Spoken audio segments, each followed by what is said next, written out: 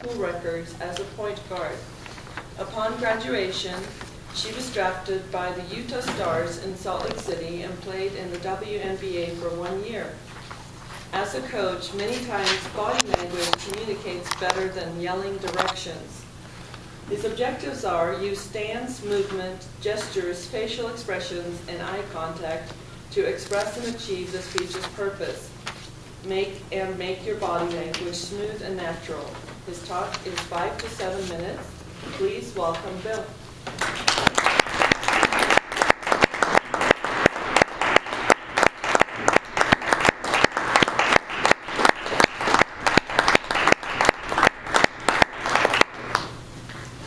In the holiday tradition, when you're a youth coach, you play in a basketball tournament between Christmas and New Year's. And coaching girls 7th and 8th grade basketball, if any of you have had daughters that age, you know that occasionally their emotions may be elevated. And one of the things that I learned very early on is that when you're coaching girls, screaming at them never gives you the result you're looking for. What happens is they either cry, and then they're out of game, or they look at you, and they go, whatever, in which case you still don't get the result that you're looking for. Therefore, what I did was develop a technique of working with them that on the sidelines, lots of times I didn't even have to speak because I would coach it during practices, and then during the game they pick it up just like that. So one of the things that I would coach is if I was watching somebody defending and they had their legs straight, then I just call their attention and go, and they know then to get into the athletic position. If I had a girl going up to the free throw line, and you know free throws are the bane of most basketball players. Ask Shaq. He couldn't hit that wall.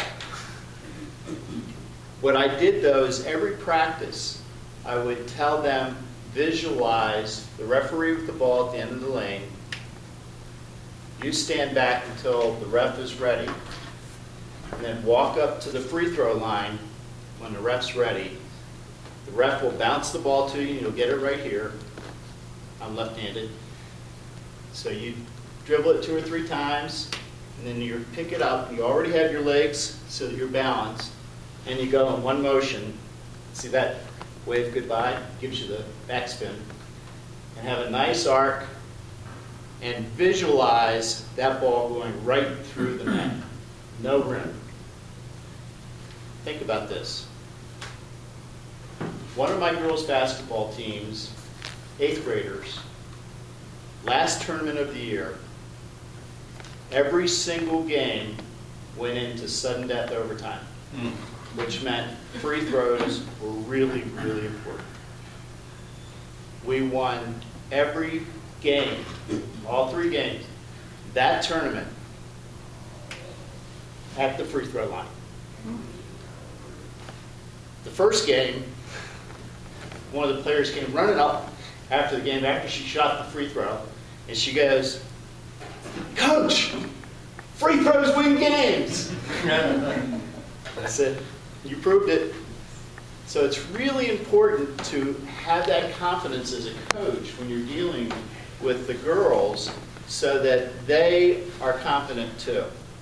Now, one of the things that I did with the parents was a lot of the coaching that I did was not standing on the sidelines because girls got nervous when you stood.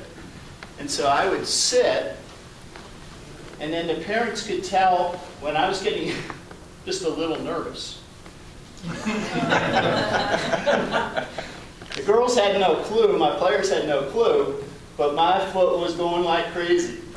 And so my wife would be up in the stands, and someone says, "How is he so calm right now?" And she'd go, "Look at the foot."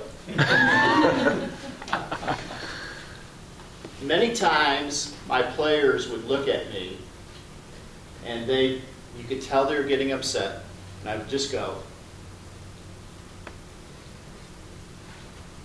And it's amazing how calming that was on that. Therefore, when you're coaching girls basketball, sometimes the less said, the better the result. I love to coach against fathers who are coaching. So, over 20 years, your daughters grow up. And I have other people's daughters. And there's no personal piece of the game in me. But the coach over here, his daughter's playing. And he's getting really, really angry at her. And my teams have won games because the father coach took his team out of the game mentally by screaming at them, hollering, and making them upset. And when I started to see the other team get upset, then it was a chance for me to put in the girls that don't get much opportunity. And I'd just say, foul them. Here's the best player, she's upset, go in, keep going after the ball from underneath so it's not an obvious like this. Try to get it like that, and pretty soon she's racked up 2 or 3 fouls, but more importantly what she's done is she's taken the other girl mentally out of the game. Coaching, no matter what sport you're coaching, it is important to know the rules. And knowing the rules gives you the edge. So use body language when you have the opportunity, and I think you'll find much better results.